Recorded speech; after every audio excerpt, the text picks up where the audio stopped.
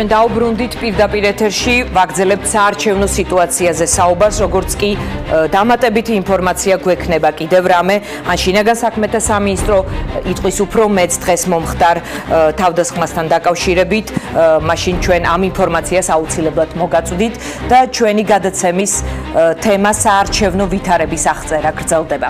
სოციოლოგია მეცნიერებაა, რომელიც საზოგადოების განწყობებს სწავლობს. სოციოლოგიური კვლევებით იზომება მათ შორის ამომრჩევლის პოლიტიკური განწყობები და საარჩევნო გემოვნება. სოციოლოგიური კვლევებით საარჩევნო ძირითადად ორი ინსტიტუტი იყო დაკავებული: ამერიკის დემოკრატიული ინსტიტუტი NDI და რესპუბლიკური ინსტიტუტი IRI. ლუის ნავარო NDI-ის ხელმძღვანელი დიდი ხნის განმავლობაში ყველაზე პოპულარული პერსონაჟი იყო, ვიდრე საქართველოდან წავიდოდა. 2012 წლის არჩევნებამდე ძალიან აქტიური NDI და IRI 2016 წლის არჩევნებისთვის შედარებით პასიურები გახდნენ. NDI-მ პოლიტიკური კვლევის შედეგები ბოლოს ივლისში გამოაქვეყნა, ქართული ოცნება 19%-ით, ნაციონალური მოძრაობა 14%-ით. IRI-ის ბოლო კვლევა აპრილითაა დათარიღებული. წინა საარჩევნოდ ამ საქმით ტელემაუწყებლები დაკავდნენ. რუსთავიორმა უკვე 3-ჯერ გამოაქვეყნა ასეთი კვლევა, იმედმა 2-ჯერ. ბოლო შედეგები მათ ფაქტიურად ერთსა და იმავე დროს ორდღიანი შუალედით გაასაჯაროვეს. კვლევაც ერთსა და იმავე პერიოდშია ჩატარებული და ორივეს დასაშვებ ცდომილებად თითქმის ერთნაირი პროცენტი აქვთ მითითებული. სამაგიეროდ რადიკალურად განსხვავებულია შედეგი. იმედის კვლევებში პირველ ადგილზე თვალსაჩინო უპირატესობით არის მართველი პარტია ქართული ოცნება და მეორე ადგილზე გასული ნაციონალური მოძრაობა მას 2-ჯერ ჩამორჩება. რუსთავიორის კვლევებით ოცნებასა და ნაციონალურ მოძრაობას შორის მუდმივად იყო უმნიშვნელო სხვაობა. მდევრის სუნთქვა პირველ ადგილზე გასულს ყურთან ახლოს ესმოდა. გუშინ პირველად რუსთავიორის კვლევაში ნაციონალური მოძრაობა პირველ ადგილზე გავიდა. შეკითხვა დასმული იყო ასე, რომელ პარტიას მისცემ ხმას თუ მონაწილეობას მიიღებ არჩევნებში. ამ ორ კვლევას შორის დაახლოებით 10%-იანი სხვაობაა. რომელ პარტიას მისცემს ხმას ამომრჩეველი თუ მონაწილეობას მიიღებს საპარლამენტო არჩევნებში? შედეგები ასე გადანაწილდა. პირველ ადგილზეა ერთიანი ნაციონალური მოძრაობა 26%-ით, შემდეგ მოდის ქართული ოცნება 25.4%-ით. ის მისცემდა ეს 61% ხმას, ხვალ რომ ქვეყანაში საპარლამენტო არჩევნები ტარდებოდეს. ხმები ასე გადანაწილდა. ქართული ოცნება 22.7%, ერთიანი ნაციონალური მოძრაობა 12.8%, თავისუფალი დემოკრატები 3%. Exit poll გამოკითხვა, რომელთაც შეიძლება გარკვევა თუ ვის მისცა ამომრჩეველმა ხმა. კენჭისყრა შენობის გარეთ ტარდება. კენჭისყრის შემდეგ უпростоრად exit poll შენობის გარეთ ტარდება.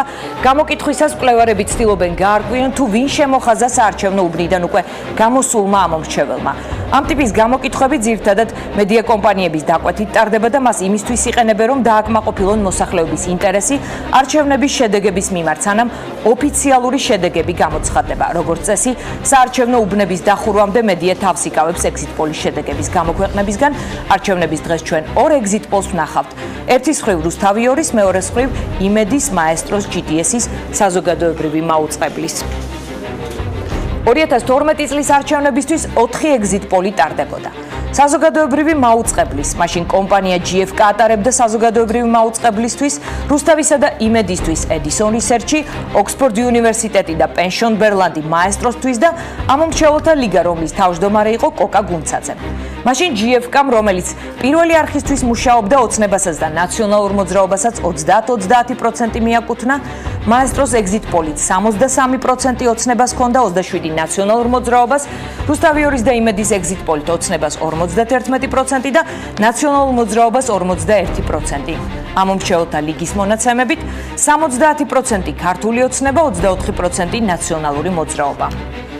ოფიციალური შედეგი კი ასეთი იყო: ოცნება 54.87%, ნაციონალური მოძრაობა 40.34%. მაშინ შედეგთან ყველაზე ახლოს მივიდა რუსთავიორის და იმედის exit poll-ი, მაგრამ ეს სხვა კომპანია იყო და არა ის კომპანია, რომელიც ეხლა ატარებს ამ ტელეკომპანიისთვის კვლევებს და ეხლა ნიკა გვარამია ხაზზე რუსთავიორის დირექტორი. ნიკა, საღამოშვიდობისა და მადლობა რომ ხართ ჩვენი სტუმარი. საღამოშვიდობისა დიანა, პირველად ვარ თქვენს ეთერში თუ არ ვწდები და გილოცავთ ეთერის განახლებას, გულშემატკივრობთ ძალიან.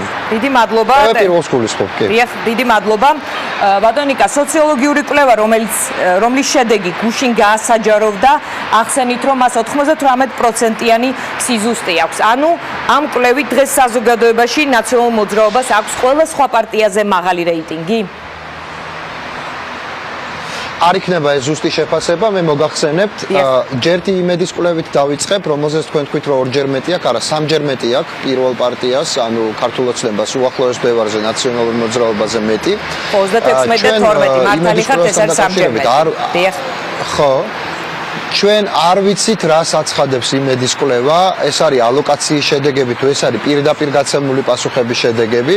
სამაგეროდ ჩვენ ვიცით რას აცხადებთ ჩვენ. პირდაპირ გაცემული შედეგები დიანა არ არის შეიძლება უფრო ზუსტია ვიდრე ალოკაციის შედეგები, მაგრამ ეს არ არის საარჩევნო რეზულტატთან ახლოს ყოფი შედეგები, იმიტომ რომ პირდაპირ როცა პასუხობენ ამას მივცემ, იმას მივცემ, 30% ამომრჩევლებისა ან ამბობს რომ ჯერ არ გადაუწყვეტია, ან ამბობს რომ არ გეტყვით მიცემ ხმას. შესაბამისად, საარჩევნო შედეგები თუ გვინდა ვიცოდეთ მიახლოებით როგორი იქნება, უნდა ვთქვათ ალოკაციის შედეგები როგორია. ალოკაციის შედეგების მიხედვით ჩვენს exit poll-ში ჯერჯერობით ყოველ შემთხვევაში ქართული ოცნება იგებს დაახლოებით 2.5%. მას აქვს 38%, ნაციონალურ მოძრაობას აქვს 36.4%. ორი პარტია ლახავს საარჩევნო ბარიერს, ეს არის ალასანიას და შალვა ნათელაშვილის პარტიები, ხოლო პაატა ბურჭულაძის პარტია, რომელმაც 12%-ით 13%-ით დაიწყო დაახლოებით ჩვენი პირველ კვლევაში, მერე ქონდა 9, ეხლა უკვე 4% აქვს, მაგრამ მაინც განვიხილავთ 5%-იან ბარიერ გადალახულ პარტიებს შორის, იმდენად რამდენადაც ცდომილების, ანუ 2.1%-ის ფარგლებში თუ ვიმსჯელებთ, მას შეიძლება ქონდეს 5% ამ ცდომილებიდან გამომდინარე. ნიკა, მე გეტყვით, ეხლა მოვისმინე იმედის კვლევის ფრაგმენტის, სადაც ამბობდა, რომ 61%-დან როგორც ჩანს, არჩევნებზე წამსვლელთა, ანუ გადაწყვეტილება მიღებულ ამომრჩეველზე იყო საუბარი მათ კვლევაში. ანუ თქვენ გადაუწყვეტელი ამომრჩეველის პოლიტიკური გემოვნებაც ამოიკითხეთ თქვენი კითხვები? ეს არ ნიშნავს არაფერს. კვლევისთვის მთავარი ინტერესი არის ალოკაციის გაკეთება, დიანა. ასე რომ ვინ ვის აძლევს ხმას, ახლა ჩვენ შეგვიძლია სოციოლოგიური მოკლე მინი კვლევა გავაკეთოთ, ანუ იმისთვის რომ საველე სამუშაოები ჩავატაროთ და მერე დავაჯამოთ ვინ რა გვიპასუხა. ყველაზე საინტერესო რა თქმა უნდა არის ალოკაცია. exit poll-იც ხდება ალოკაციის მეთოდით, იმიტომ რომ exit poll-შიც არ ამბობს ყველა შედეგებს და შესაბამისად იმისთვის რომ არჩევნები როგორ დამთავრდა გავიგოთ, კვლევის ჩამტარებელმა უნდა გააკეთოს კვლევების ალოკაცია. როგორ ხდება ალოკაცია? ალოკაცია ხდება დამატებითი შეკითხვების მეშვეობით. ანუ როდესაც ეკითხები მოგწონს თუ არა ეს კონკრეტული რამ, რაც მთავრობამ გააკეთა. მოგწონს თუ არა მთავრობის საქმიანობა. თუ პასუხობს ამომრჩეველი რომ მომწონს, მაშინ ალბათობა იზრდება რომ ის ხმას მისცემს ხელისუფლებას. თუ პასუხობს რომ არ მომწონს, მაშინ ოპოზიციას. მერე შიდა ოპოზიციური ჩაშლაც სპეციფიური შეკითხვების მეშვეობით ხდება და ასე შემდეგ. მე არა ვარ ხა ამ საკითხის სპეციალისტი, მაგრამ რამდენადაც ცნობილია ეს ასე ხდება. ამიტომ ჩვენ არა მე ვცდილობ რომ ამაში გავერკვე, იმიტომ რომ პასუხისმგებლობის გზნობა მაქვს და რა თქმა უნდა მინდა რომ ვიცოდე რა ქვეყნდება ჩემი ტელევიზიით. ამიტომ მე შეგნებულად აბსოლუტურად გამოცხადების დროს ჩვენმა წამყვანმა გააკეთა აქცენტი იმაზე, რომ ეს არის პირდაპირ კვლევა, მაგრამ აქ არის გაურკვეველი ამომრჩეველი, ხოლო ალოკაციის შედეგები არის ამგვარი, სადაც სხვათა შორის ქართული ოცნება ჯერჯერობით იმარჯვებს. ჯერჯერობით ხო ვამბობ, იმიტომ რომ ეს არ არის ბოლო შედეგი, ბოლო შედეგი გვექნება 8-ში, სადაც არ გამოიწყო ქართული ოცნება. ამ კვლევის მთელი უცნაურობა ის იყო, რომ არც ერთი კვლევა, რომელიც აქამდე არსებობდა, არც ერთ კვლევაში ნაციონალურ მოძრაობას არ ქონდა, ასე ვთქვათ, გადალახული, გასწრებული ქართულ ოცნებაზე 0.რაღაც%-ის მიუხედავად. ანუ ეს იყო პირველი კვლევა, სადაც ასეთი შედეგი დაფიქსირდა, ამიტომაც ის განსაკუთრებულ ყურადღებას ალოკაციის მიხედვით, ანუ რო ვთქვათ, საარჩევნო შედეგი რა იქნება, ამის მიხედვით ჯერჯერობით ყოველ შემთხვევაში ნაციონალური მოძრაობა ვერ ასწრებს ქართულ ოცნებას, პირდაპირ პასუხების რაოდენობით რო უსწრებ, ეს მხოლოდ იმას ნიშნავს, რომ ნაციონალური მოძრაობის ამომრჩეველი უფრო გამბედავია თავისი პასუხის დაფიქსირებაში, ოცნების ამომრჩეველს ჭყალებში უტყდება. თქვას რომ ის ოცნებას უფრო მეტს. ანუ ნიკა, კარგი სიტუაცია ყოფილა საარჩევნოდ, ვინაიდან როგორც წესი ოპოზიციაზე ხმის მიცემის გამჟღავნების ერიდებოდა ხოლმე ამომრჩეველს. დღეს თუ ის დამამად ამბობს, რომ საარჩევნოდ ეს არ ვიცი.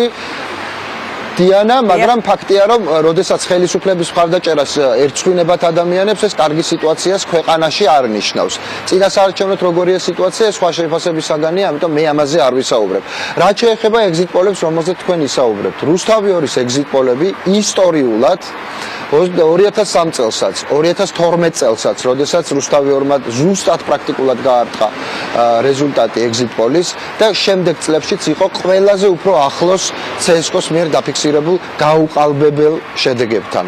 რაც შეეხება იმას, რა გააკეთა GFK-მ 2012 წელს პირველ არხზე, აუცილებლად უნდა ვთქვა ეს, იმიტომ რომ აბსოლუტურად არ არის ეს GFK-ის ბრალი და მე მოგახსენებთ ამ წუთში რა მოხდა. მე მინდა მაყურებელს აუხსნა, მე ნიკა დავსვამ შეკითხვას. მე დაგეთახმები. დიანა, ჩემ წინადადებას ბოდიშ გითხოვთ. დიახ.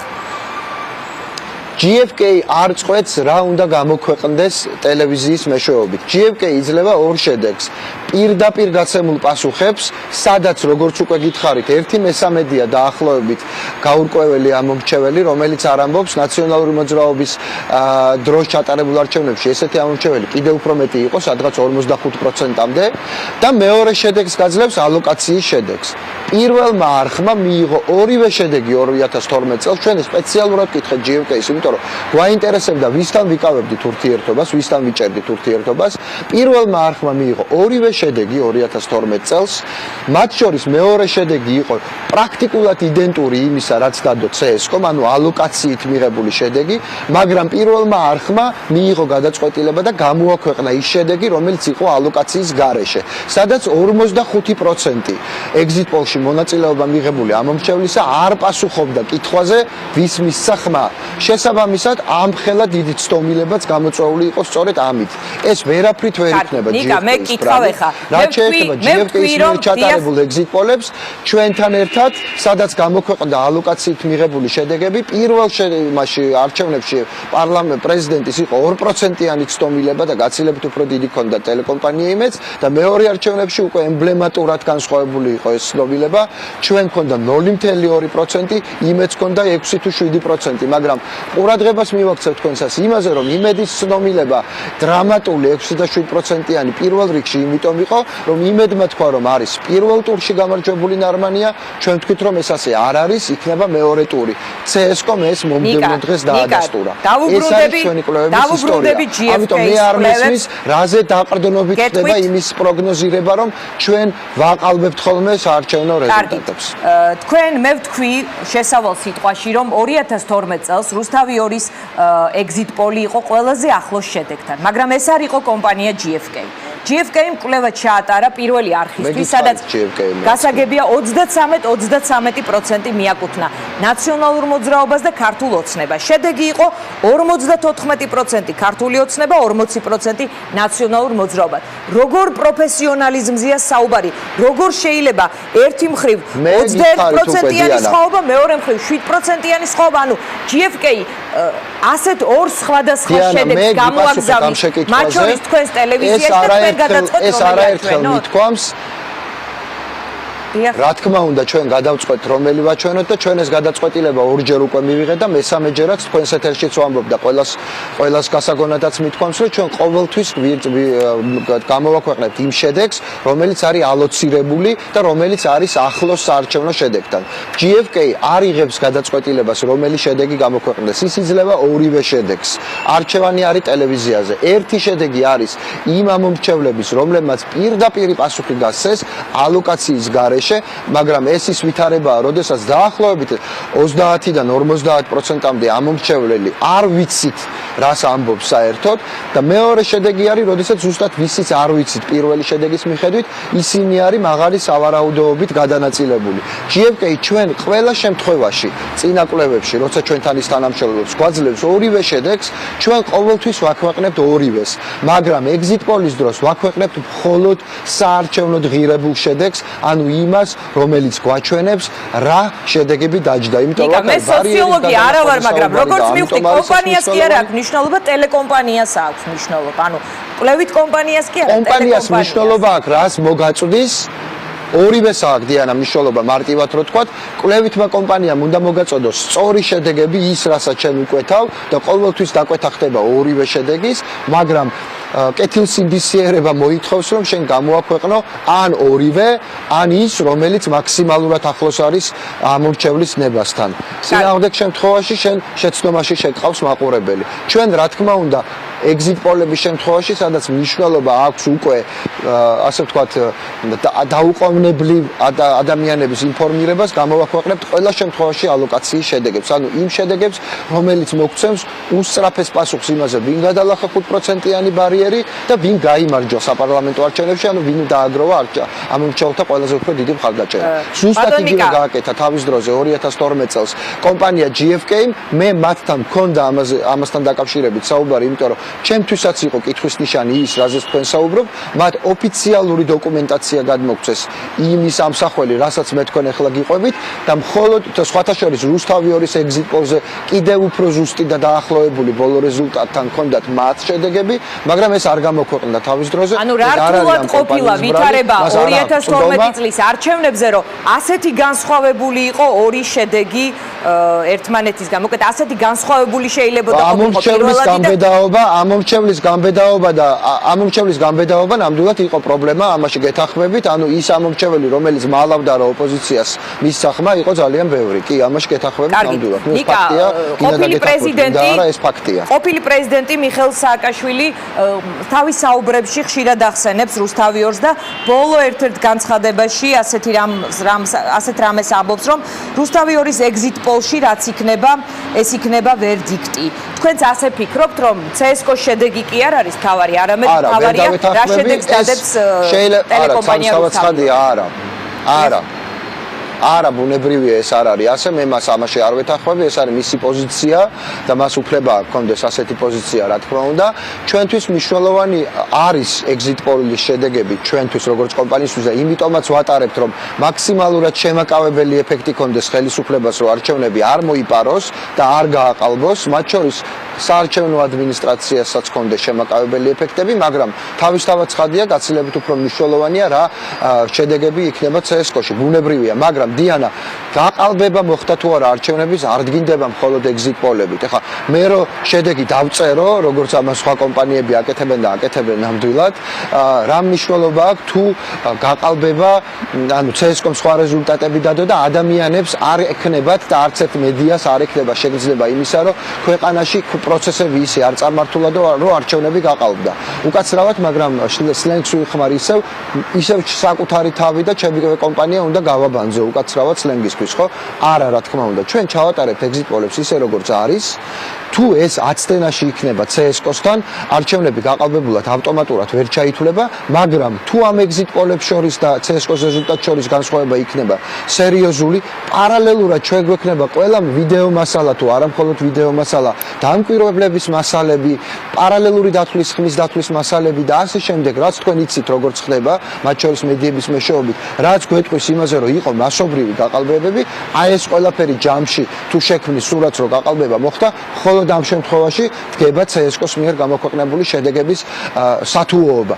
ყველა სხვა შემთხვევაში exit poll ეს არის მხოლოდ შემოკავებელი ეფექტის მქონე და ასევე მაყურებლის ინტერესის სწრაფად დაკმაყოფილების მქონე ეფექტის მქონე და არა ისეთი პროცესის ნაწილი, როგორც მაგალითად მართველი პარტიის ლიდერები ეჭვობენ, რომ თქვენი exit poll-ი იქნება პოლიტიკური პროცესის სისულელია, დიანა. თქვენ ხო მედიაში ძალიან დიდი ხანია ხართ. მედია პროცესებს ვერ წარმოშობს. მედიამ შეიძლება უტრირება გააკეთოს რაღაც პროცესების, ასახოს სწორად ან ნაკლებად სწორად ან საერთოდ არასწორად, მაგრამ მედიები არ იგონებენ პროცესებს, რომც მოიგონონ მტკიცებულებითი ძალა ამ მოგონებულ ინფორმაციას არ აქვს, იმიტომ რომ ამომრჩეველმა ძალიან კარგად იცის თავის ტყავზე ხდება, რა ხდება ქვეყანაში. რუსთავი 2-ს 2012 წელსაც ყველაზე მაღალი რეიტინგი ჰქონდა. იცით თქვენ ეს, მაგრამ მან არ შეცვალა სიტუაცია ქვეყანაში, არჩევნებზე ადამიანები უყურებდნენ რუსთავი 2-ს, მაგრამ მივიდნენ და სულ სხვა არჩევანი გააკეთეს. მედია რეალობებს ვერ აყალიბებს. მედია რეალობას ასახავს, ან კარგად, ან ცუდად, მაგრამ თვითონ ამ რეალობებს ვერ იგონებს. ამიტომ ეს არის ძალიან უმწიფარი საუბარი, ძალიან უმწიფარი.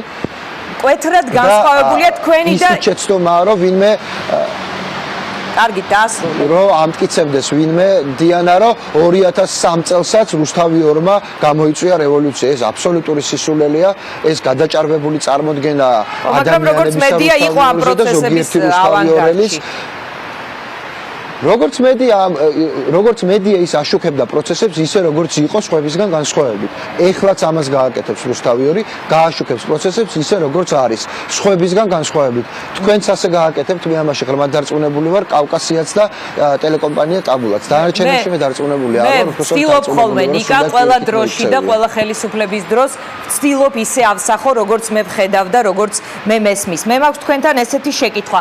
თქვენი განცხადებების დასაფასებელია. თქვენი განცხადებების ფონზე, როდესაც ამბობთ, რომ თქვენი ინტერესია ეს ძალა არ იყოს ხელისუფლებაში, საუბარია ქართულ ოცნებაზე, რომ მასთან მოთანამშრომლე ძალებთან ვერ ითანამშრომლებთ და ასე შემდეგ. თქვენი ძალიან ბევრი არამომიკრებია ეხლა, არ მინდა თქვენი განცხადებების ეს ვთქვათ ნაკრები გავაკეთო. მე შემიძლია აქვე გითხრათ და გიდასტუროთ. აი ამ განცხადებების ფონზე თქვენ რითი ამტკიცებთ, რითი რას ეუბნებით ამ მომრჩეველს, რომელსაც ვთქვათ გადაჭრით არ აქვს არც თქვენი exit polls და კვლევის ნდობა და არც მაგალითად ტელეკომპანია იმედის. რითი ამტკიცებთ, რომ თქვენი სოციოლოგიური კვლევა და თქვენი exit poll თქვენი პოლიტიკური დღის წესრიგის ნაწილი არ არის? დიანა, გადაჭრით მე ვერაფერს ვერ დაუმტკიცებ. ყველა კვლევა აჩვენებს, რომ რუსთავიორს არა მხოლოდ ყველაზე მაღალი რეიტინგი აქვს, არამედ ყველაზე მაღალი ნდობაც აქვს საზოგადოებაში. მე ვერაფერს ვერ დაუმტკიცებ, უბრალოდ ლოგიკას მინდა რომ გავყვეთ. ჩემი დამოკიდებულება ქართული ოცნების მიმართ და თუნდაც ჩემი ტელეკომპანიის გამოწვეულია რიგი ფაქტორებით. ჩემი პირადი დამოკიდებულება, ჩემი საქმეა ცხადია და ამას საქმესთან კავშირი არ აქვს. სამსახურთან ჩემთან და ეს ბევრჯერ დამიმტკიცებია.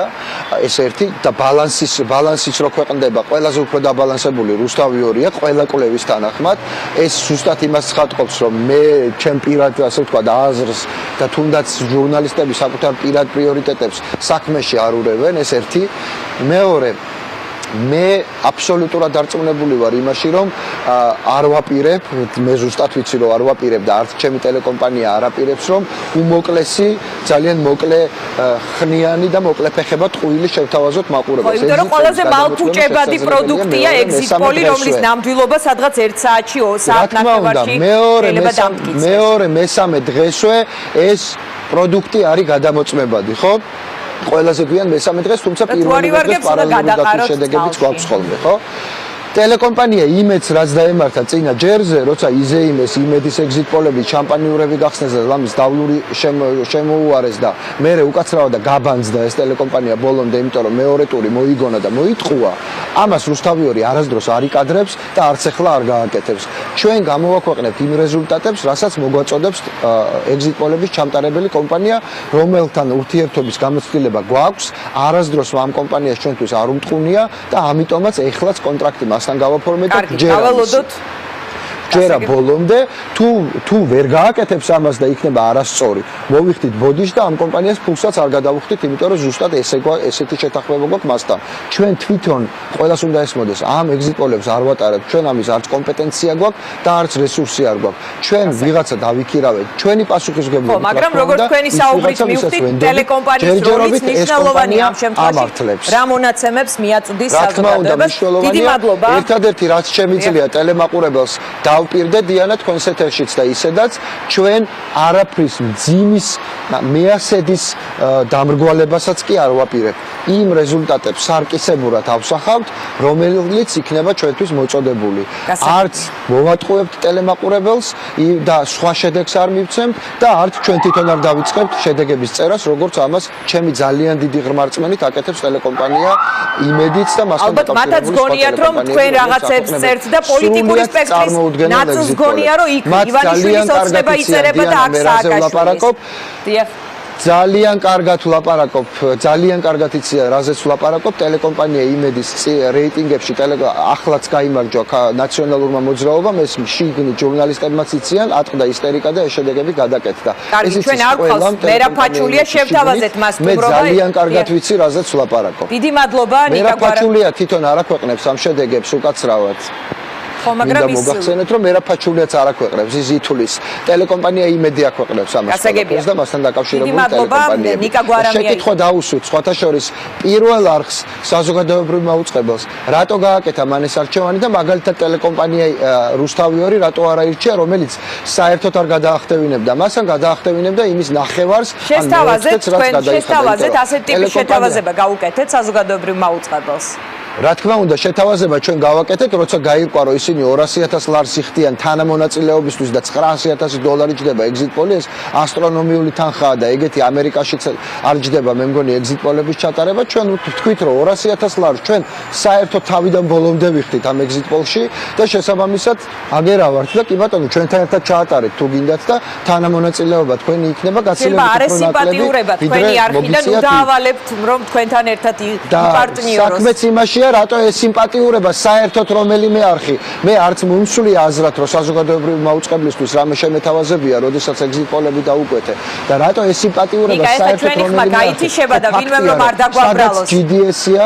დიახ, ეხლა იწურება ჩვენი ეთერის დრო და GDS-ია ის რომ სახელმწიფო მე სადაც GDS-ია დიანა, ხო თავი რო დავანებოთ როგორია იმედის პოზიციონირება და მაესტროსი და მკაფიო პროსახელისუფლებოა, ამასაც რო თავი დავანებოთ, სადაც GDS-ია ის რომ სახელმწიფო მედია ჰოლდინგია და სახელმწიფოს ინტერესებს წარმოადგენს, ხო ფაქტია, როგორ შეიძლება GDS-ი და საზოგადოებრივი მაუწყებელი არ გაქვს პრეტენზია პოზიციონირების მქონე ტელევიზიაზე, ასეთი არის თქვენი ტელევიზია, მე არა მაქვს პოზიციონირებაზე, საზოგადოებრივ მაუწყებელს აქვს პრობლემა, ის არ უნდა პოზიციონირებდეს, თორე ჩვენ და იმედი როგორ პოზიციონირებთ, ეს მხოლოდ ჩვენი საქმეა. დიდი მადლობა ნიკა გვარამიას, ჩვენ რეკლამის შემდეგ კიდევ გავავისაუბრებთ სოციოლოგიურ კვლევებზე, exit poll-ებზე და პოსტსაარჩევნო სიტუაციაზე საუბარს. ჩვენი სტუმარი იქნება ჯერ ლაშენასვლიშვილი, შემდეგ სტუდიაში გია ხუხაშვილთან ერთად შევაჯამებთ აი ამ ვითარებას და იმ დარჩენილ პერიოდს, რომელიც 2016 წლის 8 ოქტომბრამდე არის.